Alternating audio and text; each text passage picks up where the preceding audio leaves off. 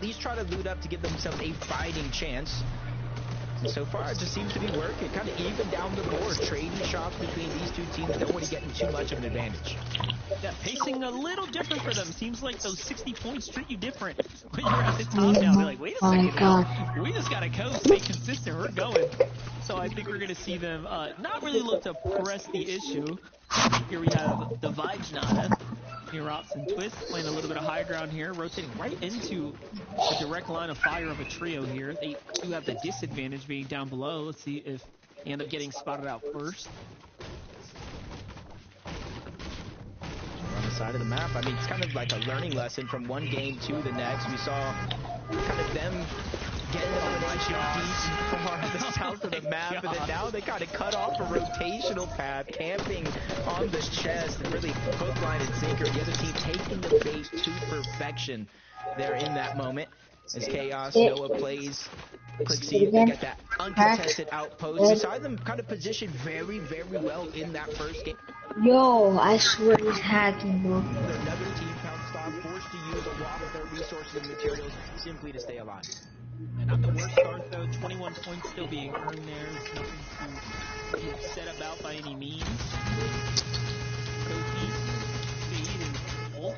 Okay, they end up finishing things up here, so they take down the team with the 60 points there. And just like that, you know, we'll start off so great. Now seems to be the downfall of everyone here, because Fade's got to get attention, and they didn't realize another team wants that coin here. They want that medallion. It's Olaf, Anix, and Luca. Oh, headshot! Shut the fuck up. Olaf pushing fast here to get You should have look. Small kid. At least shut that link mouth up. By sucking up your dick. Oh, you did. And get dick up your mouth. What? What order you? That just goes to show the longer and longer you fight out Shut up, little kid. You shut the fuck up, bitch. I know you ain't calling me a bitch. They already have one elimination so far. Dozer trying to stay alive, but he just gets taken down as well. I don't see their teammate in the mini-map, so you got to go ahead and think he's separated himself so far away from this fight to give him the best chances to get the reboot back on up. Yeah, it's just a no-brainer for Clix, Higgs, and Yamzo. You have an advantage like that. I'm not going to let up on it. They reap a lot of rewards here. Misform, not bad at all. Yeah, things are looking pretty good for them, man. Plenty of damage here as well, right? This replay. It's kind of how it all starts. Back to do the boss. Fade's the one that gets caught off guard, and nobody else was up there with him. Just kind of systematically separated them one from the next until they were able to get the full elimination. Back on over towards Utopia. Sun's trying to hide down below along with Alex Cole. Monty and Scuffies are there as well. They saw some shots into the distance, so now he's aware not all of them are in the central location, so you got to be very, very careful not to bite out more than you could chew in any of these one situations. You can get sidelined by Hayes. Seems to be spraying, causing a little bit of a distraction. Maybe trying to get his team to alleviate some of that pressure. Yeah, very nice side angle here by Alex. Unfortunately, didn't quite make that edit in time. The one fail kind of loses his opportunity to really kick this thing off. Hayes got the other angle here, though. Good defense so far by Scuffies on the other side of the wall. Here's a kind of opening tag now to... They're pretty peaceful between these two trios. They kind of split things off, but this time here and now, it's definitely a different story. This city's only big for one trio. Elimination now going to the hands of Monty, so the aggression paying off for this team here. Kaze and Alex has got to do something big here.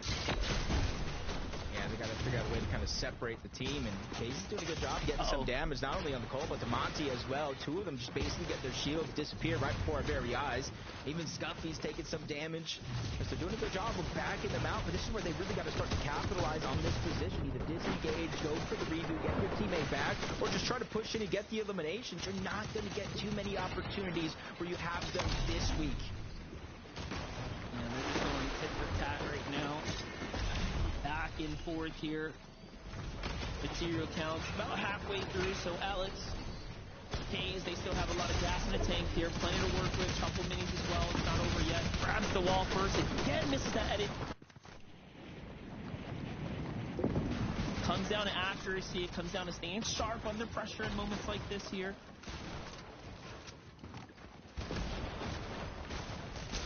Never going to kind of get easier in a situation like this, especially when you're down a person. But Stuff is dropped to about 1 HP. Immediately gets box to box with Monty. And this is where you got to go ahead and get that player down now. Because once he heals up, you essentially are having to take him down 2, 3, 4 times instead of it being a 2v3. It's almost feeling like a 2v4, even 2v5 because the amount of damage that you are putting out. And Scuffy's taking all this time to heal. Monty's making sure to put down the pressure and make sure to know that, hey, we're still here. Nothing is ever going to come easy. And you see the flip side, the amount of materials being expended, the amount of distance. There's a team. They might be busy with this fire now, but that's a potential risk later. Yeah, that's right. Once they're done with that fire, they're going to be turning straight focus over here, especially the longer they hear these tags go on. They're going to know these teams have exhausted so much, kind of put so much into this. Monty finally has a chance now. Hayes falls there. He gets a big knock, and here comes the full finish. And finally, things conclude here at Utopia. What a drawn-out fight and a celebration for 2 there. You know what? One thing for certain, he'd gotten a lot of damage racked up after all those kind of heals that were going down back and forth. Kind of seeing just kind of just kind of crawling around the bottom side of the builds, get caught off guard by a lurker. Nicole was able to take down another one into Cade until eventually they're able to pounce into 3v1. And even though you said yes, that's a good amount of surge because of how long that fight took, but they used all those heals, both of those teams, in a contested fight. It almost makes me wonder how many heals are actually left in Utopia for them to take with them for the rest of the game. Definitely something to consider here. Look at this fight. This is the rematch for Creon. Tony and Noisy here. Dirty and Slate did it very well. Game number 1 after that battle this time. Going to be a little bit more defensive, put a more respect to Creon's trio there. We back off for a moment. Kanata, Bolt, and Rapid playing the Foxy once again here, but they've got the island now kind of fully secured here. Name of the game, fish for tags, but nothing revealing itself to the sharp eye of Kanata from up top just yet. Perfect. Kind of have it in Bolt's hand as well. Faster, farther, essentially stronger. And Kelly kind of hinted at this is a more focused Bolts than we have seen in the past. So can imagine whether they get a win today or kind of qualify through consistency. That perfect streak for Kanata should still be intact. Down below in the bunker, just trying to get as much of that loot as possible. They have the option in terms of rotating here because they did probably see those audio visuals of that team nearby, and now the shots being traded and connected. There's a rift inside of that bunker underneath. They can go ahead and try to use it, but you know as well as I do, flying through the sky like that, you know how much of a risk it is. Yeah, for sure, especially when you got teams kind of situated all around the outskirts here. But, you know what? They're like, all right. To hit the med miss and then get flying here. Oh, no med miss. They're gonna go ahead and cycle out the Chug Jug instead. So this is working with scraps right now. And they're only ranked C2, so very limited options here to work with. If they don't take the rift now, they're probably okay. So they are going to. I would say they're going to wait for the zone to close, get some of that XP. Hopefully, the superhero rank brings them to B rank, and then they can kind of access that chest. But might be too far gone. They don't have the heals just in case they're just a little bit short overall on that XP marker. So they're just going to finally go ahead and use that rift, make their way on in, and kind of hope for the best from here on out. Such an interesting mechanic to kind of balance right when you're in the game. And you see the benefits of being up in the higher ranks, obviously having access to those chests there make a huge difference for total forms and everything else that's going to really move the needle for you in game. But in C rank, definitely leaves you way behind. So jump in with Shadow. What do you think about the addition of Shadow to the Muzz trio? Very cool to watch this play out. No, I do. League, winning some of those eval games, kind of lining their pocket with money, getting as much practice in as possible.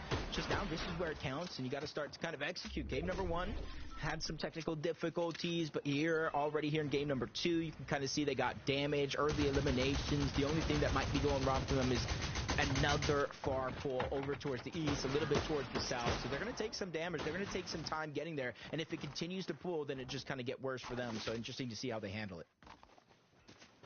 Phaser, Peterson, and King were also in the zone last game due to how this southeastern zone kind of played out for them, and they seem to be finding themselves in somewhat of a similar position here, mirroring positioning from the last round of Fortnite. They're focusing on the team inside to their side. They don't even realize there was all types of opportunity coming in hot from the zone behind. Wait a second. No one left behind here. I like that. Just a little med kit. Never know if you'll need it. I personally don't want to see them leave it behind, even if they're using it for 10 HP. But I kind of see it. You peek it through the cone, this vital information of every other team rotating, not only necessarily behind them. You see the 2 teams in those surge bases on top of that mountain. They're going to have to get past them as well. And if they have the DMR in their inventory, kind of very, very risky to go through rotation like that over towards Shining Span, the bridge being a very, very fruitful kind of location and focal point for Seek, Donnie, and Joji. And we've seen in some of these games this year alone in Major 1 and Major 2 through the group stages how much of a difference maker being able to be on top of this bridge towards the end game makes. A winning position. So many teams have won from this Shining Span position when the zone ends here. You secure it early. And we've seen the zone come here a lot, actually, so it might even be statistically possible that the zone just likes pulling over here. So this is a great spot to be in. And just kind of get situated on early. Slayton, Jen, and Jerry staying the edge of the zone right now. Still have little time to work with and move here, but this open field, not too great to have to rotate through. You have teams kind of set up all around you. Yep, they recognize it too. They want to go around the mountain here, and very interesting decision there to start targeting Plix's trio. So now they're caught between 2 enemy territories. Both sides very much aware of this team in the middle, ready to fight. Judging by the material, I can almost see that maybe the rotation up to this point isn't necessarily being the most forgiving either. You see some shots continue to flurry in their direction. Not too many connections, though, so not too many worries. Dozier, Carbone, Evan, able to get an elimination off the side of the mountain. 120 damage above the threshold, and in the fourth zone, which to me leads to believe they're fine for now. They don't have too many worries at this stage in the game, but if they don't continue to accumulate damage for that Storm Surge, they will eventually end up below or on that line having a few more worries than they had now. Things from the high ground camera here. Caspercent and Void under the Storm Surge right now. 120 below, forced into a fight here. Against Hesman. They want to buy time here. The best thing you can do here is back off. Don't actually entertain the fight for too long. Let them your damage and let the Storm Surge do the rest. Storm Surge do the rest clearly.